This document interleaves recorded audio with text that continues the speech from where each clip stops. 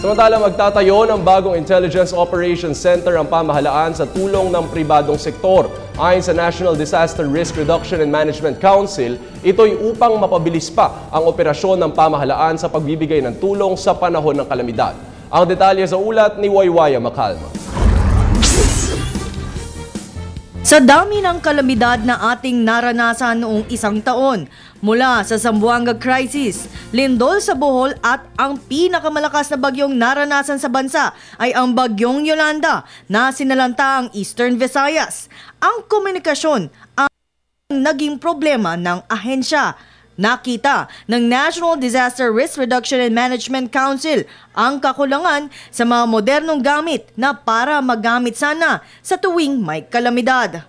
Maging ang publiko ay nakita ang kakulangan na ito. Kaya naman, mismong sila na ang tumugon upang tulungan ang ating pamahalaan magkaroon ng modernong gamit lalo na sa hanay ng komunikasyon.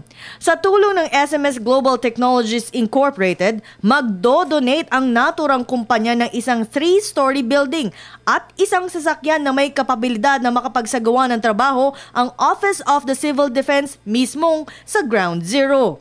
Tinatayang aabot sa 300 milyong piso ang magagasto sa proyektong ito at sa loob lamang ng 1 taon at 6 na buwan ay magagamit na ito ng ahensya. Ayon kay Undersecretary Eduardo Del Rosario, dahil sa proyektong ito ay mapapadali at mapapabilis ng makakatugon ang kanilang ahensya oras na may kalamidad.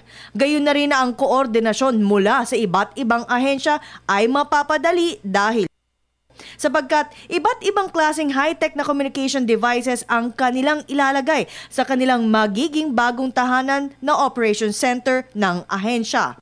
We get information the earliest possible time, make the necessary coordination on the ground, and we can still have a video conference through this intelligent operations center.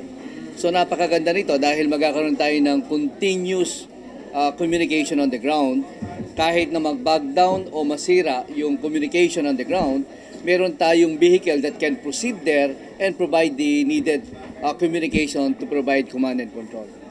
Dahil sa bagyong Yolanda, dito nakita ni President Christian Angeles na maaari niyang magamit ang kanyang kumpanya at maging ang kanilang partners na tumulong sa ating bansa, lalo na sa tuwing may kalamidad. The key area here is that the facility will allow the operation center to have an integrated infrastructure, no?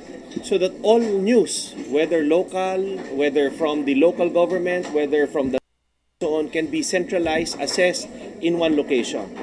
And the center would allow the NDRRMC to consolidate all this into something that could be easily digested and reported. No? Before, ginagamitan pa natin ng pen and paper, hindi natin alam kung saan ang gagaling. Now, all these feeds coming from all over the place can be integrated in a central structure. No? Anya, ang ilan ay nakapag-donate na at nakahanda na ang pera mula sa kanilang mga foreign partners. Kaya naman, lubos ang pasasalamat ni Undersecretary Del Rosario kay Angeles at sa kanilang partners sa kanilang donasyon para sa ahensya at maging sa sambayan ng Pilipinong na nais tumulong sa panahon ng kalamidad. Para sa Telebisyon ng Bayan, Waywaya Macalma.